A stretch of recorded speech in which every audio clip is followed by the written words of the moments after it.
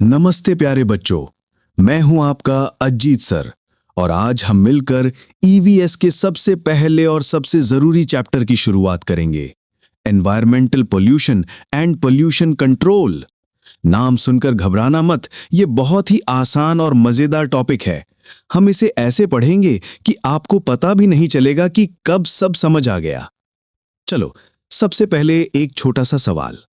ये पोल्यूशन क्या होता है? कोई बताएगा? सोचो सोचो। देखो, सीधी और सरल भाषा में कहें तो जब हमारे आसपास की हवा, पानी, जमीन या आवाज में कुछ ऐसी चीजें मिल जाती हैं जो उनके लिए ठीक नहीं होती और जिनसे हमें या दूसरे लिविंग बीइंग्स को नुकसान हो सकता है, तो उसे हम पोल्यूशन कहते हैं। है ना आसान? अब एक एक करके इसके अलग अलग टाइप्स को समझेंगे। आज सबसे पहले बात करते हैं हवा की, हमारी सांसों की, यानी एयर पोल्यूशन की। एयर पोल्यूशन, वायु प्रदूषण। बच्चों सोचो, हम सब सांस लेते हैं, राइट? इस हवा के बिना तो हम एक पल भी नहीं रह सकते। लेकिन सोचो, अगर ये ही हवा गंदी हो जाए तो क्या होगा? बीमारियां ही बीमारियां। एयर पोल्यूशन के सोर्स, ये आता कहां से है? गांव में तो फिर भी हवा थोड़ी साफ होती है, लेकिन शहरों में उफ। चलो देखते हैं ये हवा गंदी कैसे होती है। व्हीकल्स, गाड़ियां, अपनी बाइक्स, कार्स, बसेस, ट्रक्स, इनसे निकलने वाला धुआं, एग्जॉस्ट फ्यूम्स हवा में जहर घोल देता है। Carbon monoxide, nitrogen oxides, particulate matter, ये सब हवा में मिलते हैं। इंडस्ट्रीज और फैक्ट्रीज, यानी उद्योग और कारखाने, जहां चीजें बनती हैं वहां चिमनियों से धुआं निकलता है। कभी कभी तो इतना काला धुआं निकलता है कि पूछो मत। ये धुआं केमिकल से भरा होता है। पावर प्लांट्स या बिजली घर, कोयला जलाकर बिजली बनाते हैं ना, तो उससे भी बहुत धुआं और राख निकलती है। कंस्ट्रक्शन यानी निर्माण कार्य, जब घर या सड़कें बनती हैं तो धूल उड़ती है। ये धूल भी हवा में मिलकर उसे गंदा करती है। बर्निंग ऑफ वेस्ट यानी कचरा जलाना, कुछ लोग कचरा जला देते हैं, प्लास्टिक, पत्तियां, कुछ भी। इससे भी बहुत हार्मफुल धुआं निकलता है। वॉल्केनोज और फॉरेस्ट फायर्स यानी ज्वालामुखी और जंगल की आग, ये नेचुरल सोर्सेज हैं। कभी कभी जंगल में आग लग जाती है या ज्वालामुखी फटता है तो उससे भी धुआं और राख निकलती है। समझ आया कहां कहां से ये शैतान पॉल्यूशन आता है? अच्छा, अब एक और चीज देखो, ये सब हवा में मिलकर करते क्या हैं? इंपैक्ट ऑफ एयर पॉल्यूशन, इसका असर क्या होता है? जब हम ये गंदी हवा सांस लेते हैं तो हमारी हेल्थ पर खांसी, जुकाम, दमा यानी अस्थमा, ब्रोंकाइटिस जैसी सांस की बीमारियां हो जाती हैं। आंखों में जलन, गले में खराश, ये सब भी होता है। और बहुत ज्यादा पोल्यूशन हो तो कैंसर जैसी खतरनाक बीमारियां भी हो सकती हैं। प्लांट्स और एनिमल्स पर, सिर्फ हम ही नहीं, पेड़ पौधे और जानवर भी इससे बीमार होते हैं। पेड़ों की पत्तियां पीली पड़ जाती हैं, उनकी ग्रोथ रुक जाती है। बिल्डिंग्स और मॉन्यूमेंट्स पर, हवा में मौजूद केमिकल्स इमारतों और हमारी ऐतिहासिक विरासतों जैसे ताजमहल को भी नुकसान पहुंचाते हैं, उन्हें काला कर देते हैं। एसिड रेन यानी अम्लीय वर्षा, जब इंडस्ट्रीज से निकलने वाला सल्फर डाइऑक्साइड और नाइट्रोजन ऑक्साइड्स हवा में पानी के साथ मिलकर बरसते हैं तो वो तेजाबी बारिश यानी एसिड रेन बन जाती है। ये बारिश फसलों को, पेड़ों को और इमारतों को बहुत नुकसान पहुंचाती है। देखो बच्चों, कितनी बुरी चीज है ये एयर पोल्यूशन, है ना? लेकिन डरने की बात नहीं है, हर समस्या का समाधान होता है। अब देखते हैं कि हम इसे रोक कैसे सकते हैं। Control measures for air pollution, इसे कैसे रोकें? पब्लिक ट्रांसपोर्ट का इस्तेमाल, ज्यादा से ज्यादा बस, मेट्रो का इस्तेमाल करें या साइकिल चलाएं, पैदल चलें। अपनी कार्स और बाइक्स का कम इस्तेमाल करें। बेटर फ्यूल यानी बेहतर ईंधन, गाड़ियों में लेड फ्री पेट्रोल और डीजल का इस्तेमाल करें। सीएनजी व्हीकल्स का इस्तेमाल करें। इंडस्ट्रियल रेगुलेशंस, उद्योगों पर नियंत्रण, फैक्ट्रीज को ऐसे फिल्टर्स लगाने चाहिए जो धुएं को साफ करके हवा में छोड़ें। सरकार को कड़े नियम बनाने चाहिए। मोर ट्रीज, ज्यादा पेड़ लगाओ।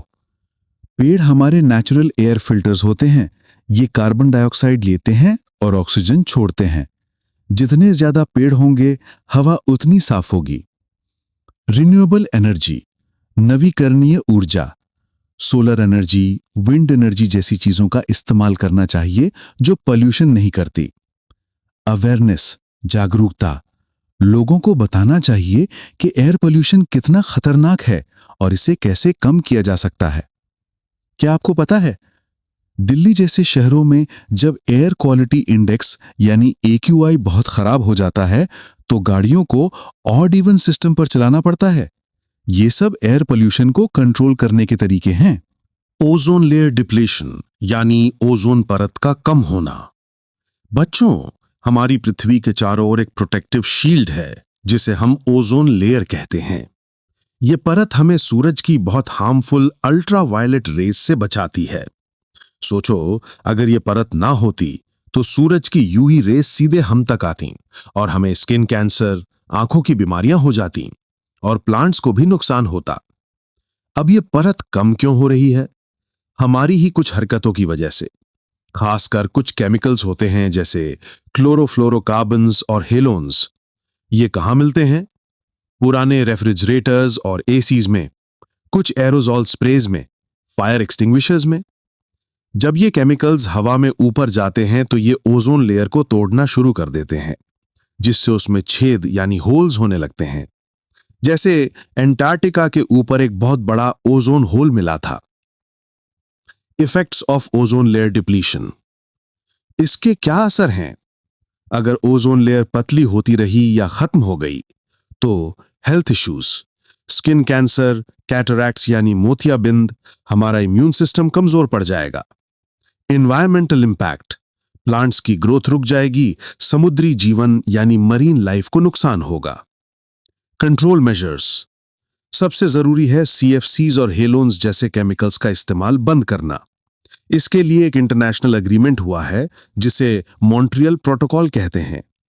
इसके तहत इन केमिकल्स के प्रोडक्शन और यूज को कम किया जा रहा है।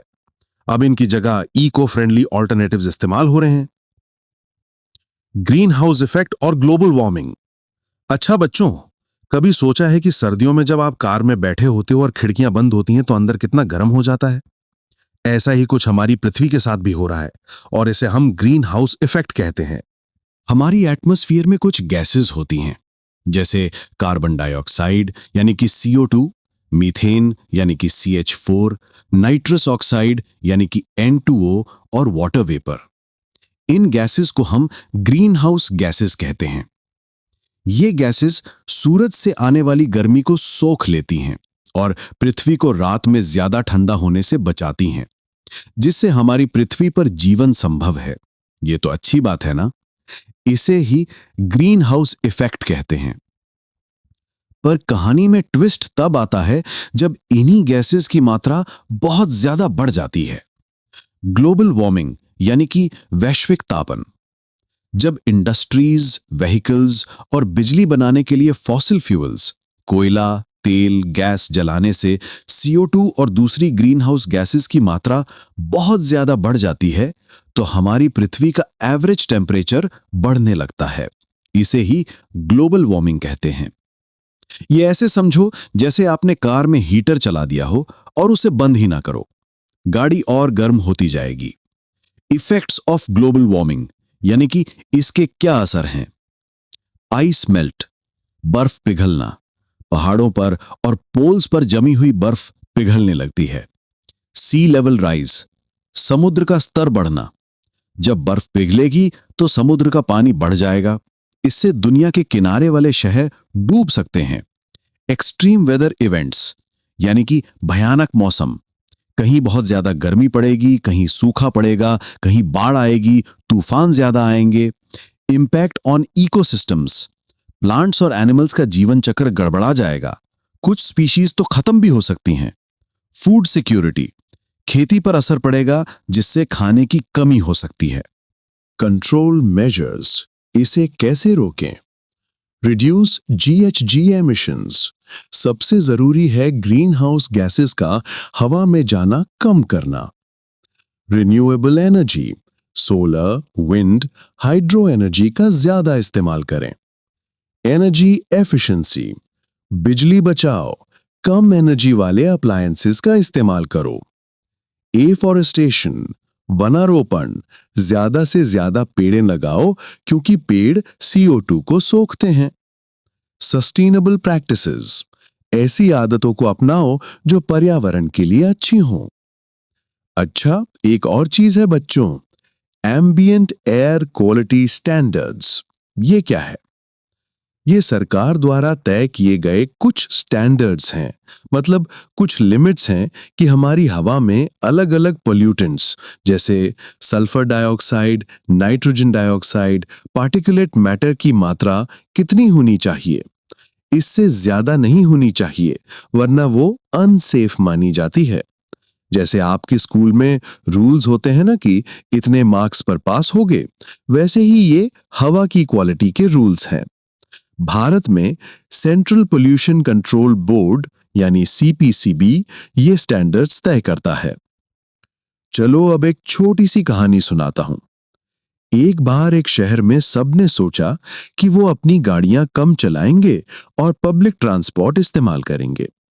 पहले तो मुश्किल लगी, लेकिन धीरे धीरे सबने आदत डाल ली।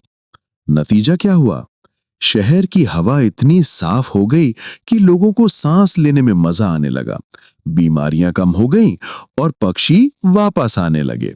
देखा, एक छोटा सा बदलाव कितना बड़ा फर्क ला सकता है। आज के लिए इतना ही बच्चों। अगली क्लास में हम वाटर पोल्यूशन और बाकी चीजों के बारे में पढ़ेंगे। कोई सवाल है तो पूछो। मुझे उम्मीद है कि आज की क्लास आपको बहुत अच्छी लगी होगी और सब कुछ अच्छे से समझ आया होगा। अगली बार फिर मिलेंगे नए टॉपिक्स के साथ। पढ़ते रहो और स्वस्थ रहो।